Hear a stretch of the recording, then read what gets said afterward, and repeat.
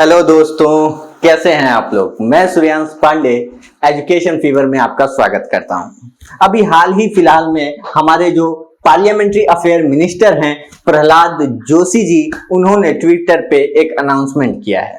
18 सितंबर से लेकर 22 सितंबर यानी पूरे 5 दिन के लिए उन्होंने स्पेशल सेशन बुलाया है। अब इसमें क्या होने वाला है ये तो भगवान जाने, क्योंकि मोदी गवर्नमेंट अपने स्पेशल डिसीजन के लिए जानी जाती है। खैर, हम इस वीडियो में ये जानने की कोशिश करेंगे कि ये स्पेशल सेशन होता क्या है, क्यों बुलाया जाता है, कौन बुलाता है, क्या कॉन्स्टिट्यूशन में इसके बारे में कुछ लिखा गया है। इन सारे सवालों के जवाब जानेंगे।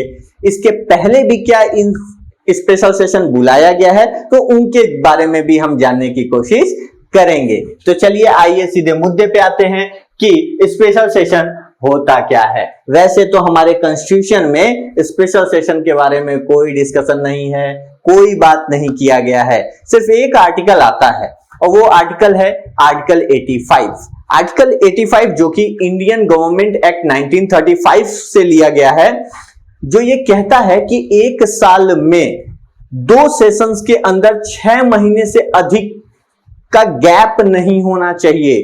अब 2 सेशन के बीच में अगर 6 महीने से अधिक का गैप नहीं होना चाहिए का मतलब यह हो गया कि एक साल में कम से कम 2 सेशन होने ही चाहिए। लेकिन हमारा जो ट्रेडिशन है आफ्टर इंडिपेंडेंस, अगर हम देखें तो टोटल 3 सेशन हम करते हैं। वो 3 सेशन कौन कौन से हैं तो जान लीजिए। वो 3 सेशन है। पहला बजट सेशन। बजट सेशन फरवरी और मई के बीच में होता है, ये सबसे लॉन्गेस्ट सेशन है। उसके बाद आता है मॉनसून सेशन। मॉनसून सेशन जो है जुलाई और अगस्त के बीच में होता है। अभी हाल फिलहाल में 20 जुलाई से लेकर के 11 अगस्त के बीच में अभी का जो मॉनसून सेशन है हुआ है। थोड़ा सा इसके बारे में डिटेल से जान लेते हैं कि इस मॉनसून सेशन में लोकसभा में 22 बिल पास किए गए हैं, जबकि राज्यसभा से 25 बिल पास किए गए हैं। अगर हम प्रोडक्टिविटी की बात करें तो लोकसभा की प्रोडक्टिविटी मात्र 45% रही है, जबकि राज्यसभा की प्रोडक्टिविटी 63 यानी 63% रहा है।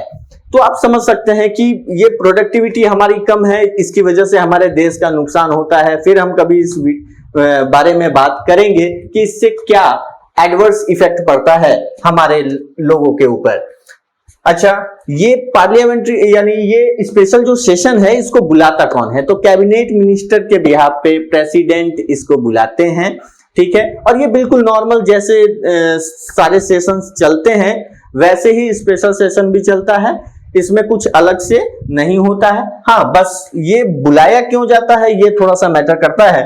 तो ऑब्जेक्टिव अगर देखा जाए तो ये बेसिकली जो है किसी urgent matters like natural disaster, कहीं पे बाढ़ आ गया, भूकंप आ गया, या कोई जो है प्राकृतिक आपदा की वजह से एक भारी भरकम नुकसान हो गया, तो ऐसे टाइम में हम जो है स्पेशल सेशन बुला लेते हैं।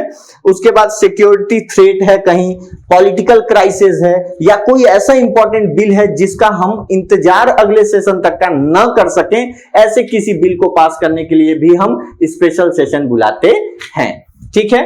अच्छा, अब हम ये अगर जान ले कि इसके पहले भी क्या इसको बुलाया गया है तो जी हाँ, इसके पहले भी इसको बुलाया जा चुका है। राज्यसभा में 1977 में फेब के महीने में बुलाया गया था। 2 दिन का ये स्पेशल सेशन था जिसमें ये डिस्कस किया गया था कि तमिलनाडु और नागालैंड में प्रेसिडेंट रूल को एक्सटेंड करना था।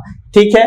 उसके बाद 1991 जून में बुलाया गया था, जिसमें हरियाणा में जो है आर्टिकल 356 के तहत प्रेसिडेंट्स रूल लगाना था। ये क्या होता है, क्यों होता है, इसके प्रेसिडेंट्स रूल के बारे में हम अगले किसी वीडियो में जानेंगे।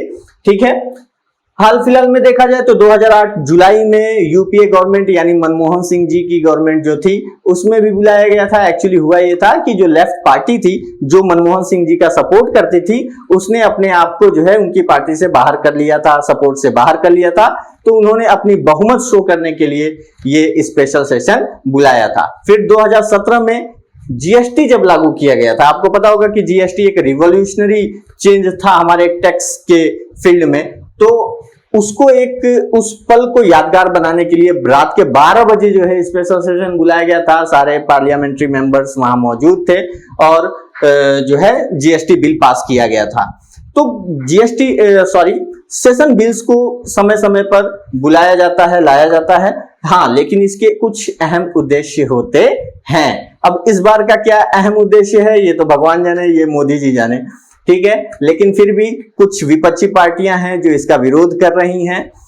कुछ लोगों का मानना है कि हो सकता है कि इसी दौरान यूनिफॉर्म सिविल कोड लाया जाए या फिर वन नेशन वन इलेक्शन के बारे में कोई बिल लाया जाए। हालांकि इस पे एक कमेटी बनाई गई है और एक मिनिस्टर जी का मानना भी है कि अभी कमेटी बनाई गई है तो रिजल्ट आएगा तब तक देखा जाएगा, लेकिन कुछ कह नहीं सकते। प्लस इसमें एक कयास और लगाए जाते हैं कि वोमेन्स के जो रिजर्वेशन है पार्लियामेंट्री सिस्टम में,